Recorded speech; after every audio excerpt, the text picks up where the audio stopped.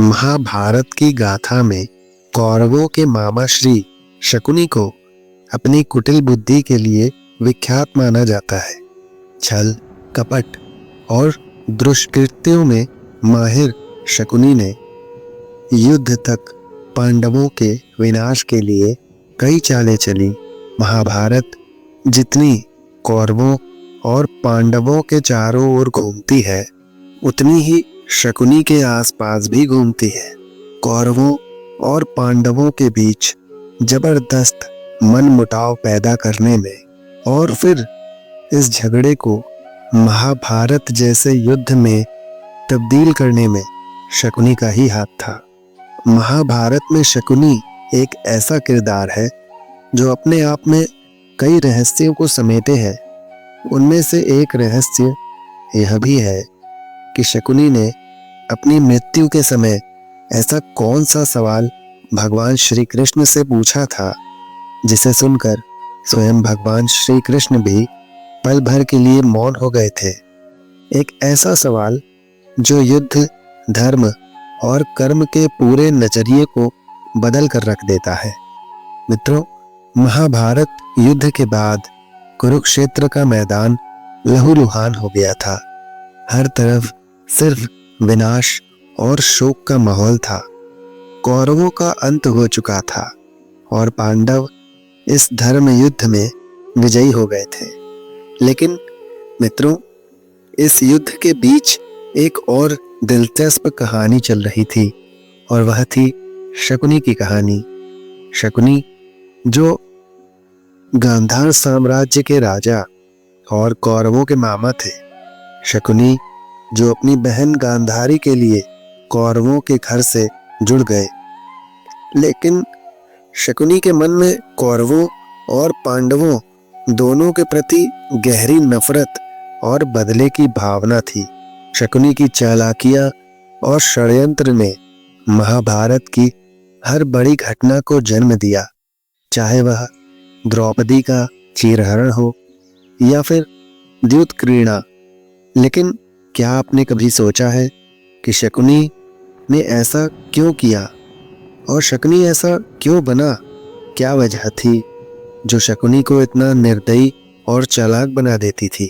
तो दरअसल शकुनी का निर्दयी और चालाक बनना उसकी कठिन परिस्थितियों का परिणाम था। बचपन में ही अपमान और तिरस्कार से वो घिरा था। शकुनी कौरवों के घर में सम्मान की तलाश में था। उसकी सारी चालाकियां और षड्यंत्र बदले की भावना से पैदा हुए, क्योंकि उसे कभी प्यार या सम्मान या सही अवसर नहीं मिले। महाभारत युद्ध के बाद जब भीम ने शकुनी को ललकारा और उसे मारने के लिए उसकी तरफ बढ़ा, तो शकुनी जान गया था कि उसका समय आ गया है। लेकिन फिर भी वो मुस्कुराया और बोला, जो बीज मैंने बोया आज वही फल दे रहा है। लेकिन मुझे अब मौत का कोई डर नहीं।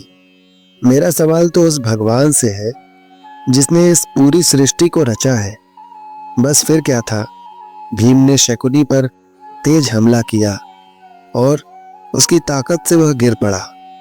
इस पूरे पल ने महाभारत की कहानी को एक नई दिशा दी और शकुनी का अंत करीब आ गया। मृत्यु का क्षण करीब था। उसी समय भगवान कृष्ण वहां प्रकट हुए। उनका तेजस्वी स्वरूप देखकर शकुनी के चेहरे पर अजीब सी शांति आई। उन्होंने भगवान कृष्ण को देखकर कहा, तो आखिरकार आप आ ही गए। भगवान श्री कृष्ण ने मुस्कुराते हुए कहा, हे शकुनी, यह जीवन तुम्हारे कर्मों का ही परिणाम था, लेकिन अब तुम्हारे पास समय नहीं है। जो पूछना है पूछ लो। शकुनी ने अपने कमजोर होते हुए शरीर को उठाने की कोशिश की और कहा, हे वसुदेव, हस्तिनापुर ने अपनी शक्ति दिखाकर मेरी प्रिय बहन की आंखों पर पट्टी बांध दी थी। उस दिन मैंने स्वयं को वचन दिया था, या तो हस्तिनापुर मेरी बहन को उसके बलिदान का उपहार देगा या उसका मूल्य चुकाएगा। कृष्ण ने आश्चर्य से कहा, बलिदान के लिए उपहार या मूल्य?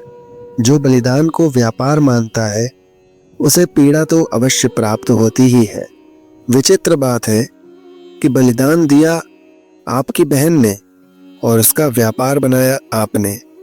सच तो ये है मामा जी, प्रतिशोध की आग में आप स्वयं अपने आप को समृद्ध और बलवान बनाने की इच्छा रखते थे।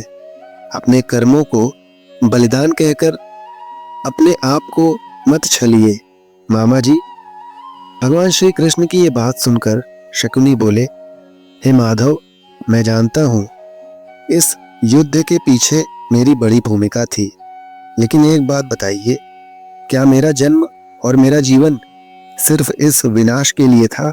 अगर आप सब जानते हैं, सब कुछ नियंत्रित करते हैं, तो फिर मेरे कर्म भी आपके ही नियंत्रण में थे। क्या ये सारा खेल भी आपकी ही लीला थी? यह सवाल सुनकर भगवान कृष्ण कुछ पल के लिए मौन हो गए।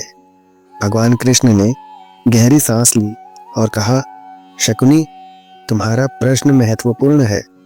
तुम्हारा जन्म और जीवन दोनों ही तुम्हारे पूर्व जन्म के कर्मों का परिणाम थे। लेकिन याद रखो, मैंने तुम्हें केवल एक अवसर दिया।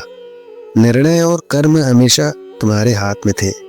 तुमने बदले की आग में अपने जीवन को झोंक दिया। तुमने न केवल अपने परिवार को बल्कि पूरे राष्ट्र को विनाश की ओर ढकेला। यह सत्य है कि मैं सर्वशक्तिमान हूँ, लेकिन मनुष्य को उसके कर्मों की स्वतंत्रता देना ये मेरा कर्तव्य है। शकुनी की आंखों में आंसू आ गए। उसने कांपती हुई आवाज में पूछा, तो क्या मेरे जैसे लोगों के लिए कोई मुक्ति नहीं है? क्या मेरी आत्मा हमेशा इस पाप का भार ढोएगी?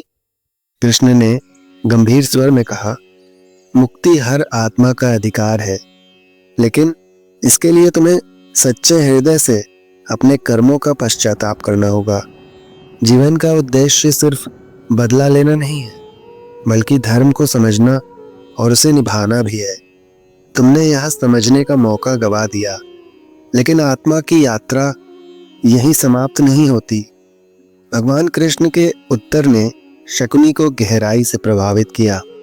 उसने अपनी अंतिम सांस लेने से पहले कहा, हे माधव, मैं जानता हूं कि मैंने जो किया वह गलत था। अगर कभी दोबारा जन्म मिला तो मैं इस पाप का प्रायश्चित करना चाहूंगा। भगवान कृष्ण ने आशीर्वाद दिया, तुम्हारी आत्मा को शांति मिले। इसके बाद शकुनी ने अंतिम सांस ली और उसकी आत्मा मुक्त हो गई। मित्रों, आज की वीडियो हमें यह सिखाती है कि चाहे हम कितने ही चालाक क्यों न हो, हमारे कर्म हमेशा हमारे साथ रहते हैं। बदले और छल का रास्ता हमें केवल विनाश की ओर ले जाता है। अगर हमें सच्ची शांति और सुख चाहिए तो हमें धर्म के मार्ग पर चलना होगा और अपने कर्मों को शुद्ध रखना होगा। तो मित्रों, हम उम्मीद करते हैं आज की ये वीडियो आपको पसंद आई होगी। यदि आपको ये वीडियो पसंद आए तो इस वीडियो को लाइक और शेयर अवश्य करें और अपने रिश्तेदारों में इसे शेयर करें। यदि इस चैनल पर आप नए हो तो इस चैनल को सब्सक्राइब करना ना भूलें और बेल आइकन प्रेस कर लें। धन्यवाद। राधे राधे मित्रों।